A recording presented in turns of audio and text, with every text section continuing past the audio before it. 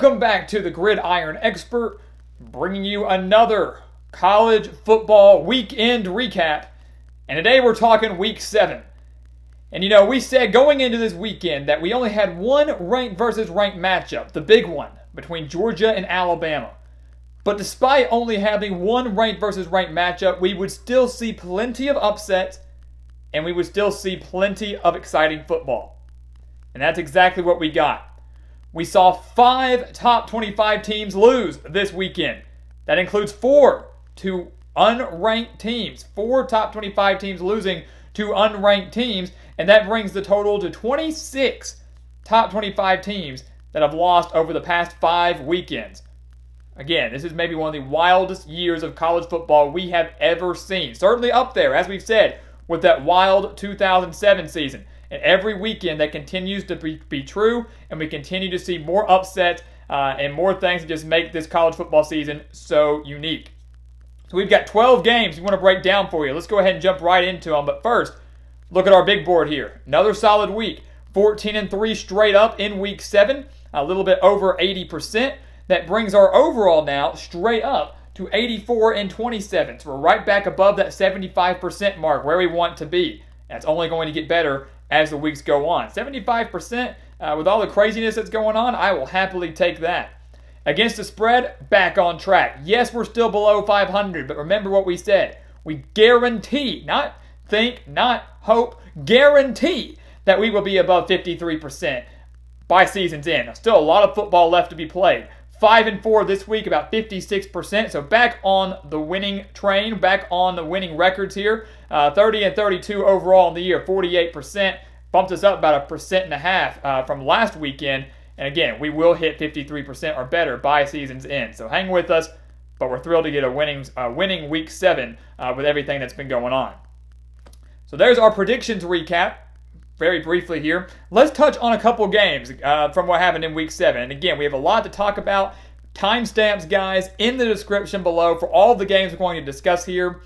We've had comments about that. It's at the beginning of the video. They're going to be in the description as well if you want to find a specific game that we're going to touch on. But I want to go through 3 games that happened in the middle of the week. Wednesday, Thursday, Friday. Let's start out in Louisiana. A great Sun Belt matchup. 2 undefeated teams. 3-0 Coastal Carolina. 3-0 Louisiana, the 21st ranked team in the country. The Chanticleers went on the road and took down the Raging Cajuns 30-27. And that was a game that I thought was bound to happen. I really liked Coastal Carolina in that game. That was actually one of our games that we got correct when it came to against the spread. Because Louisiana, since their win over Iowa State, has been so lackluster. They needed overtime to defeat Georgia State. They needed a late game-winning field goal to defeat Georgia Southern. They just weren't playing very impressive to me following this win over the Cyclones, while Coastal Carolina has defeated every opponent prior to Louisiana by at least 15 points. That includes a dominating victory over Arkansas State. That includes a dominating victory on the road against Kansas. So all of that being said, I like this Coastal Carolina team a lot, and the upset did not surprise me in the slightest bit. In Coastal Carolina and Grayson McCall, the freshman quarterback, are both names that you need to know because this is a top 25 team and they should be ranked going into week 8. On Thursday night, another Sun Belt matchup. Why are we talking about it? Because it was just so dang exciting. Arkansas State taking down Georgia State in Jonesboro, 59-52. To me, that's going to go down as one of the most entertaining, not best in terms of quality, but entertaining games of the season. And when you get midweek matchups like that, when you get midweek football like that, that's just a gift. That is a gift from the football gods. We saw over 1,100 yards of offense between the Red Wolves and the Panthers. We saw 111 combined points. Was nearly the highest scoring game in Sun Belt Conference history. Arkansas State managed to win this game despite only putting up 58 rushing yards, scoring the game-winning touchdown on a beautiful reverse pass with 4:23 remaining in the game. The A-State's defense was able to come up with a clutch stop on their 41-yard line, the defense that was non-existent for either team in this game, so much so that Arkansas State, the day after, fired their defensive coordinator, but the defense came up with the final stop to get the win over the Panthers. in what was an absolutely thrilling game from start to finish. It lasted 4.5 hours. 6:30, it didn't end till 11. 4.5 hours of football, but it was amazing. It was a lot of fun. Then Friday night, another ranked team in action. The Cougars of BYU taking on the Cougars of Houston. And this game was kind of a tale of two halves as well. BYU came out there, scored on their first play of the game. They didn't get the ball first, but their first offensive play of the game, BYU and Zach Wilson struck. They jumped out to a 14-3 lead, and for a while it looked like BYU could run away with this game against Houston. Well, then they allowed 23 unanswered to the Cougars of the American Athletic. They trailed 26-14 late in the third quarter, the 14th ranked team in the country, trailing late in the third quarter.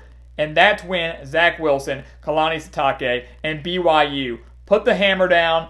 They woke up, and they scored the final 29 points. Decent teams aren't able to do that. Bad teams aren't able to do that. Good teams do that, scoring 29 unanswered points. We saw the defense step up the way we thought they would, and we saw Zach Wilson play the way we thought he would. Zach Wilson, 400 yards on the day. 400 passing yards on the day. 4 touchdowns, and these two teams combined for over 900 yards of offense. So a thrilling Friday night matchup. Dana Holgorsen and his squad just not quite able to get to that point of taking down BYU. And the Cougars, with all the shakeups that we've seen just this week and that we're going to see in the following weeks, they're looking at a top 12 spot right now, guys. So number 14 in the country. I would expect them to move up a spot or two. A very impressive victory over Houston. That game, the score, maybe not as bad as the game really was. I think that game was a lot closer than the score indicates. But still, a very impressive victory, and very impressive that BYU was able to pull away the way they did. That was all in the middle of the week. Let's keep that in mind. Wednesday, Thursday, Friday. Those 3 games we just mentioned weren't even on college football Saturday. Let's start on what happened Saturday, the big day of college football, and that's with the number 1 ranked team in the country in Clemson defeating Georgia Tech. They flexed their muscles a little bit here, maybe a little too much. The Tigers defeating the Yellow Jackets 73-7. 73-7, scoring 52 points alone in the first half, the most in a half under Dabo Swinney at Clemson. So, people will criticize that. Oh, that was horrible sportsmanship. Oh, they should have done that. I think it's the famous Simpsons quote, stop, he's dead already. He's dead already. That's how I felt for Georgia Tech. My God, they were dead already. They were dead midway through the second quarter. And Clemson continued the pressure on. But look, there's a half of football left to be played. You can't expect them not to score. And obviously, I think, unfortunately, for some people, margin of victory does matter when it comes to college football playoff rankings. So, a very impressive victory by Clemson. Whether you want to agree with it or not, it was. Trevor Lawrence put on a clinic, 404 yards and 5 touchdowns against the Yellow Jackets, and they held Georgia Tech just 204 total yards in that game. Clemson, by and large, the best team in the country. Not because they defeated Georgia Tech, but because they have dominated every single opponent thus far. Last week's win against Miami, extremely impressive. This weekend against Georgia Tech, extremely impressive, especially when a lot of people out there, even national analysts, thought that the Yellow Jackets could keep the game relatively close against the Tigers. And that simply was not the case. Clemson is in a league of their own in the ACC. Staying in the ACC, and keeping with the theme of the team that Clemson has defeated, Miami, who dropped 6 spots after falling to Clemson by 25 points last week, defeated Pittsburgh 31-19 down in Miami. Now, Pittsburgh, I thought, let's give them a little bit of credit. They did all this without their star quarterback in Kenny Pickett. So yes, they did lose by 12, and if I'm being honest, I don't think that having Kenny Pickett would have made a difference in this game. I don't think had Kenny Pickett been under center that Pittsburgh could have won this game. And maybe they could score 1 more touchdown, but Miami would have won regardless. And the Hurricanes had another dominant defensive performance, holding Pittsburgh to just 22 rushing yards on the day.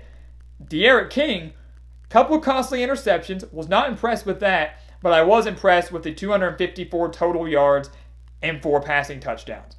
Really starting to settle in Rhett Lashley's offense. The Canes Still a top 15 team, might move up a spot or two in these upcoming rankings. In Miami, still looking very, very good, and right now could very well be Clemson's biggest threat in the ACC, because we're going to talk about some other teams here, Notre Dame, North Carolina, guys like that have not really impressed. Pittsburgh, impressive under Joey Yellen. I thought he played the best that he could, best of his abilities, but the Panthers now dropping their third straight game after starting 3-0. We switch gears now over to the SEC. SEC is a weird conference this year. You know, we've talked so much about the Big 12 and how weird that conference is. If you really sit down and look at the SEC, it's absolutely insane. And I think this was a great example of it when South Carolina defeated Auburn, the 15th ranked team in the country. So another one of those top 25 teams that just fell to an unranked team. But the Gamecocks defeating the Tigers 30-22 despite being outgained by Auburn by 184 yards. South Carolina was outgained by Auburn by 184 yards, and you'll say, well, how is that possible? How did South Carolina win by 8 points when they were outgained by that much? Turnovers. On our Twitter account, if you're not following us, go drop us a follow at Gridiron Expert. We said our biggest takeaways from the early morning games were two things. One of them, though, was that Auburn was overrated just a tad bit, and that they need a major quarterback change because Bo Nix simply is not the answer.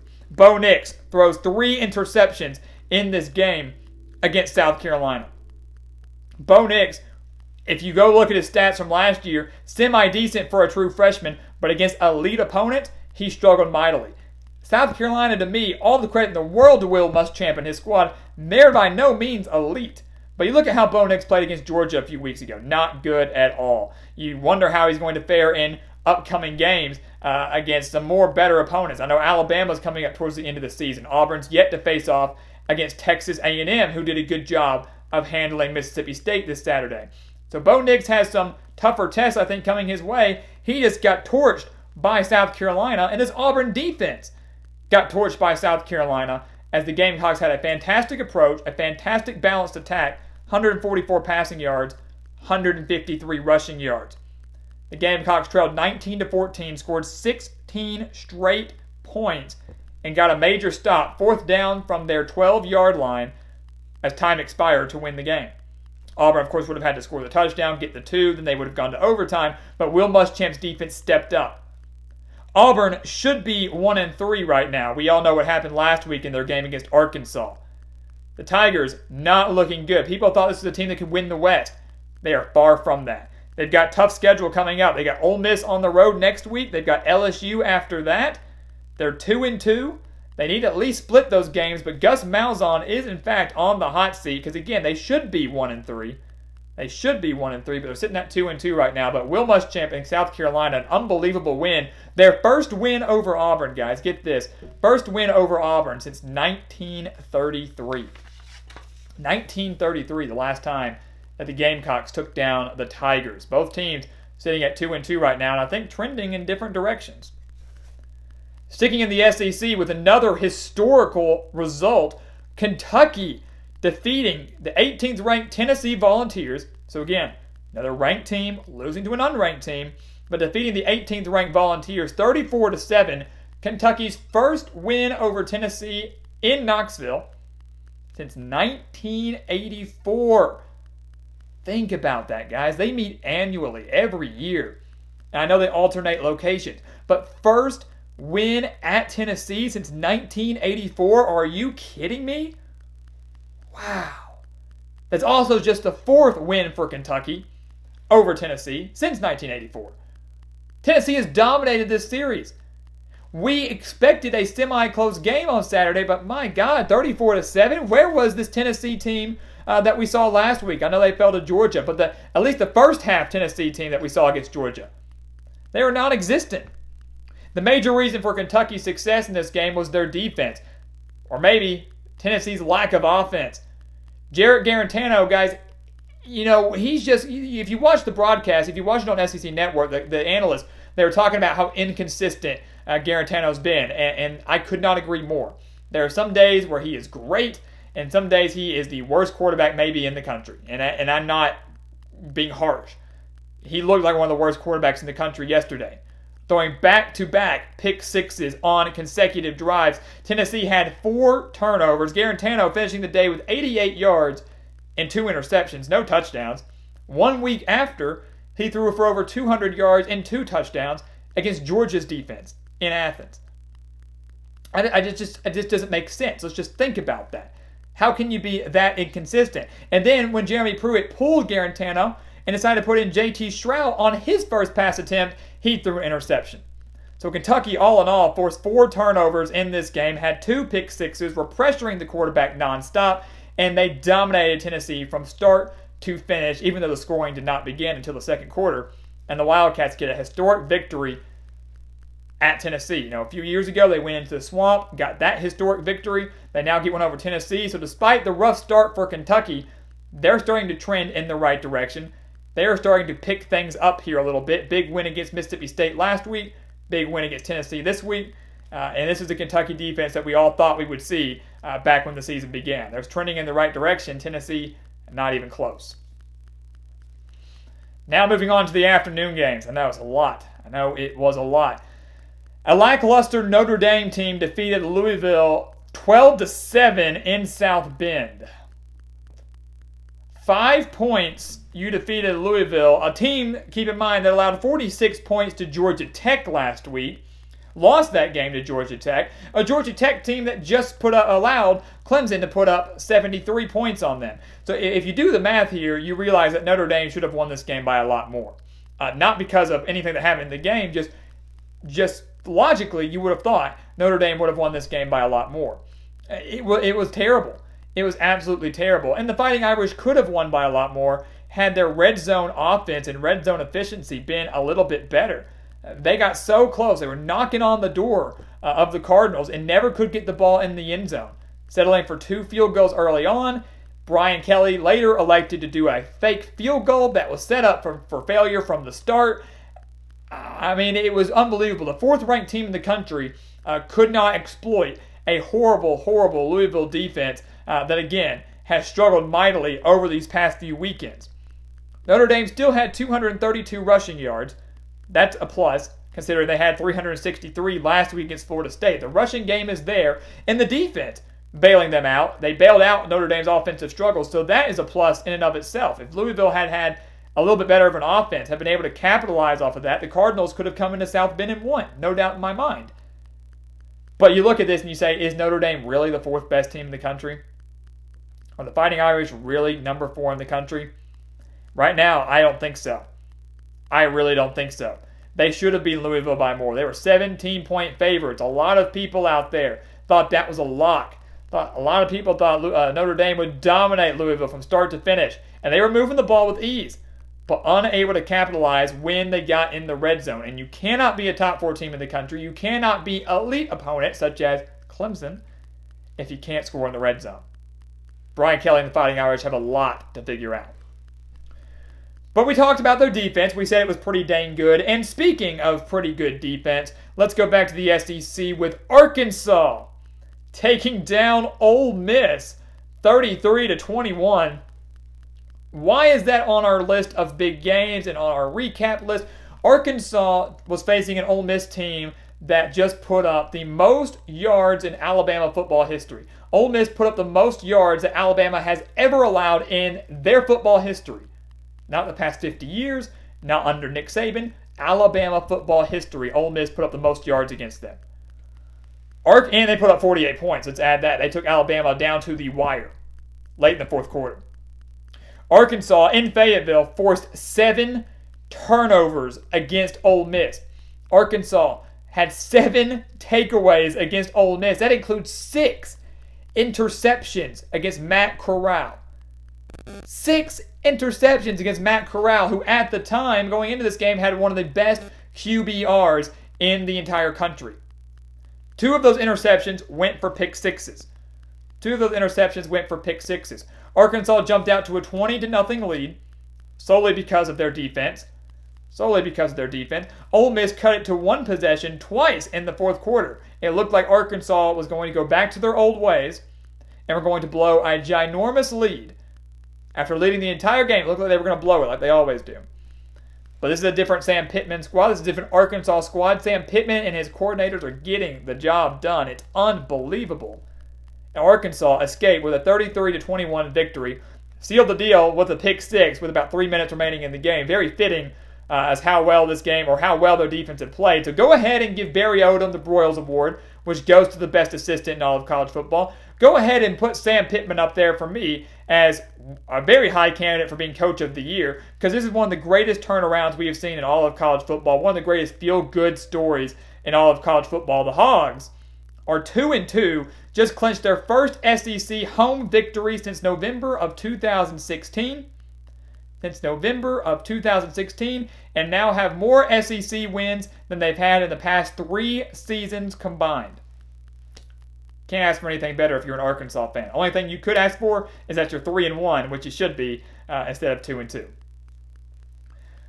Moving on down to another game that didn't have any defense. Notre Dame, good defense. Arkansas, good defense. This game, not even close. Memphis and Central Florida. This was a great game, guys. This was our second game of the week. And we picked Central Florida in this one, in a shootout and in a close game.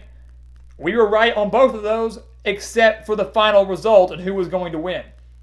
Memphis came out and beat Central Florida for the first time in 13 tries.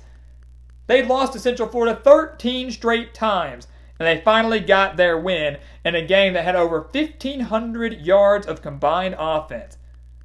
1,500 yards of combined offense in this game. That's unbelievable.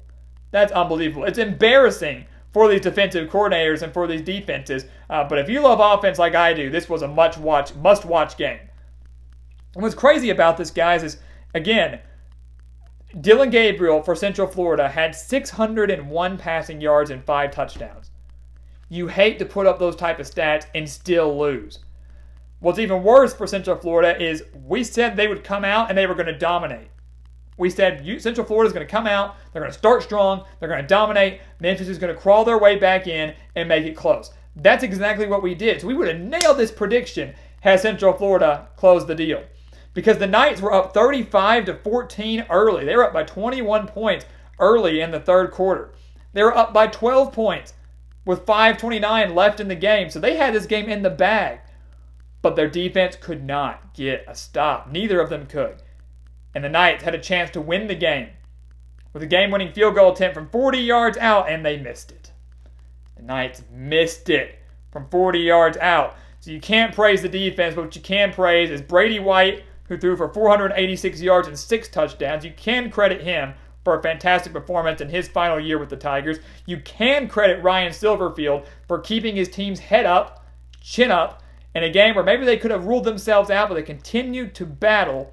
And you can credit Memphis for keeping their New Year's Six bowl hopes alive, while we are guaranteed for the second straight year that we will not see Central Florida in a New Year's Six bowl game, as they now have their second conference loss. And that, guys, is insane. They've got a lot of talent, a lot of speed.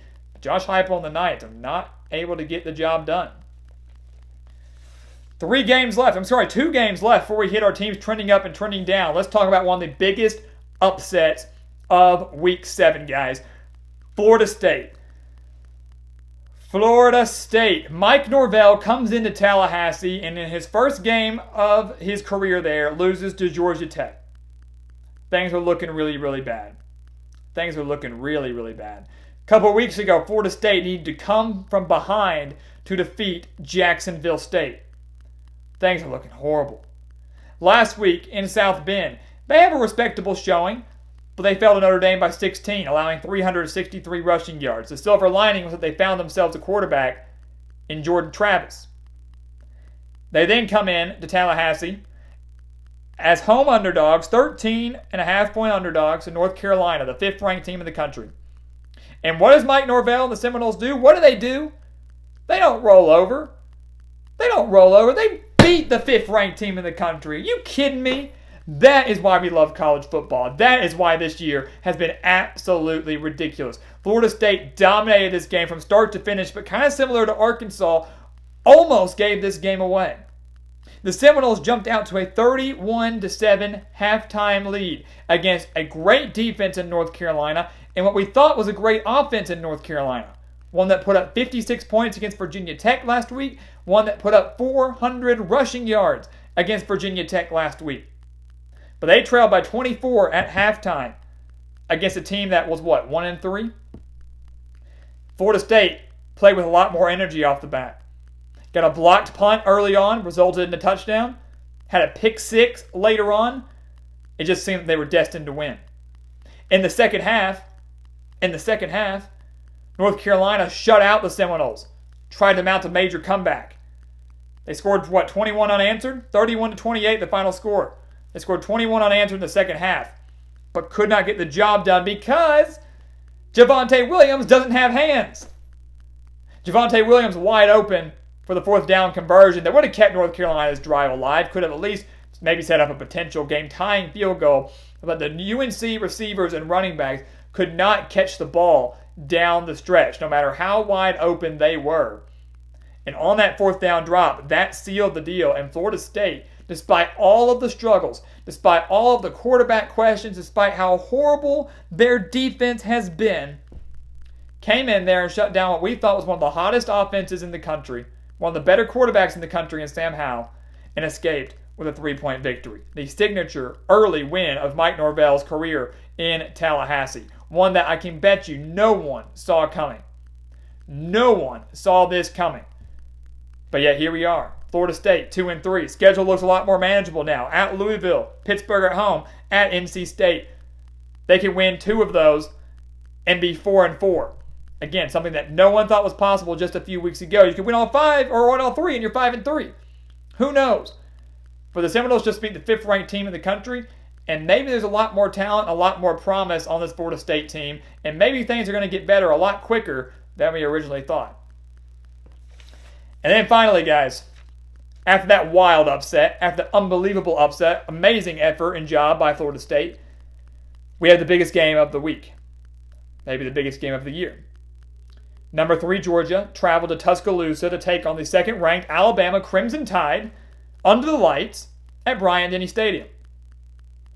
This game had a lot of hype going up to it, not just because it was a top 3 matchup, had a lot of news around it because also Alabama head coach Nick Saban tested positive for coronavirus earlier in the week.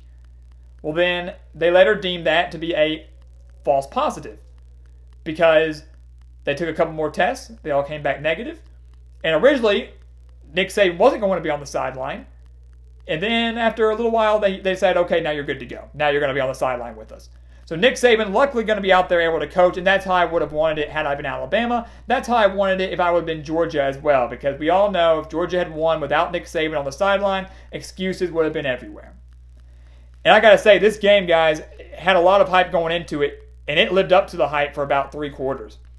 It lived up to the hype for about 3 quarters, and maybe the entire game if you want to say so. Georgia led the game 24-20 at halftime. They didn't lose that lead until there were 4 minutes remaining in the third quarter when Mac Jones hit Jalen Waddle for an amazing 90-yard touchdown. Jalen Waddle getting some great separation from the defensive back there. At that point, it was only 27-24. But that touchdown gave Alabama the momentum they needed. That touchdown, to me, shifted all momentum in favor of the Tide. Because that touchdown to Jalen Waddle sparked a 21-0 run for Alabama. The Crimson Tide shut out Georgia in the second half. They shut out the Bulldogs in the second half. 24-20 at halftime. 41-24 victory for Nick Saban and the Tide. And going into this game, guys, there was so much, speculation about Alabama's defense because they just got torched by Ole Miss.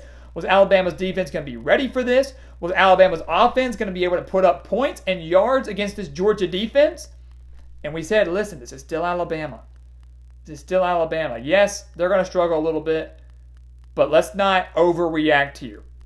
The defense, yes, allowed 414 yards. Yes, they allowed 145 rushing yards, but they looked and played a lot better than they did last week against Ole Miss. And then when you look at our keys for the game, guys, if you go look back at our Alabama-Georgia preview video, we had a bunch of keys to the game for both teams. Alabama met their keys to the game. Georgia did not, plain and simple. Our keys for Alabama were to sack, pressure, and just rattle Stetson Bennett in his first ever career road start. The Crimson Tide did just that. We said they would get their first interception off of Stetson Bennett. He hadn't thrown one this season. We said he would throw his first in Tuscaloosa. He not only threw his first, not only threw his second, but also threw his third interception against this Alabama defense. He was sacked twice. He was pressured and knocked down countless other times. That was one of our keys. We also said Alabama had to find some balance, and we also said Alabama had to take shots early. Mac Jones had a 90-yard touchdown pass. He had a 40-yard touchdown pass. Those are shots, and those are shots that they completed. We said they needed to stay balanced. Najee Harris had 152 rushing yards against the number one ranked rushing defense in the country that was allowing just 38.3 rushing yards per game coming into this game. Georgia, their keys were time of possession. The longer you keep Alabama's offense off the field, the better you have a chance of winning this game. Georgia lost the time of possession battle, losing it by about 8 minutes. They were winning it on average of about 11 minutes in their previous 3 wins. They lost the time of possession battle, and they allowed too many big plays. Allowed too many yards after contact with these receivers and these running backs, and Alabama was able to exploit that and get the win. It was a thrilling game from top to bottom, guys. And there's a very good chance we will see these two teams meet again in the SEC Championship. There's no doubt in my mind that there's a very good chance, and I would put it up there as almost 90%, because while Alabama did torch this Georgia defense, Alabama did do that, I still don't think Florida is going to be able to do that against the Bulldogs. I still don't think they're going to be able to do that, and I do think Georgia will have much more success against the Florida defense than they did against Alabama. Keep in mind that Georgia-Florida game more than likely going to determine who wins the SEC East. But Alabama was able to get the job done. They proved the haters wrong. They proved the doubters wrong. Nick Saban remains undefeated against his former assistants. The Tide roll. Georgia falls a few spots, but their SEC title hopes, their playoff hopes, their rematch hopes against Alabama all remain intact. A fantastic matchup from start to finish, guys, and what may go down as the best matchup of 2020. Whew, so there you have it. It's a long video. We know it. There's a lot to cover. Great games across the board. From Wednesday night to Saturday night, you couldn't have asked for anything better. 5 top 25 teams lose, 4 to unranked opponents. We touched on all of them here. Briefly, teams trending up and trending down. Arkansas, we touched on them a little bit earlier. Who else should be up here other than Arkansas? They're a team that should be 3-1 right now. They should be a top 20 team right now. They defeated Mississippi State, should have beat Auburn on a very controversial finish. They just defeated Ole Miss and held that electric offense to 21 points and forced 7 turnovers. It's one of the best turnarounds in college football that I've ever seen, especially in a year like this. Sam Pittman, Barry Odom doing fantastic things here. Remember, Arkansas had just one SEC win from 2017, 2018, and 2019 combined. In 2020, they have 2. Who would have thought? Truly, who would have thought? Coastal Carolina, we touched on them earlier as well. They are 4-0 and should be in the top 25 going into Week 8. If they're not, they're going to be right on the outside looking in, because Grayson McCall and this Chanticleer's team is for real, and they could very well win the Sun Belt Conference Eastern Division and win the Sun Belt title because they get to host Appalachian State. They get to host Appalachian State on November 21st, and this offense is playing lights-out football. Offense is playing lights-out football. I believe averaging over 40 points per game. They put up 30 against a solid Louisiana defense, went on the road and won that. And that's a huge confidence booster. If you can beat Arkansas State by 29, if you can beat Louisiana on the road in a dogfight, this team can beat anybody in the Sun Belt Conference. And then finally trending up, Liberty, a team that is now 5-0 under Hugh Freeze, guys. 5-0 for the Flames. They just went on the road and defeated Syracuse, a Power 5 team, 38-21 in the Carrier Dome, putting up 520 yards on the Orange. And there's a very good chance, guys, this team can finish 8-2 or better.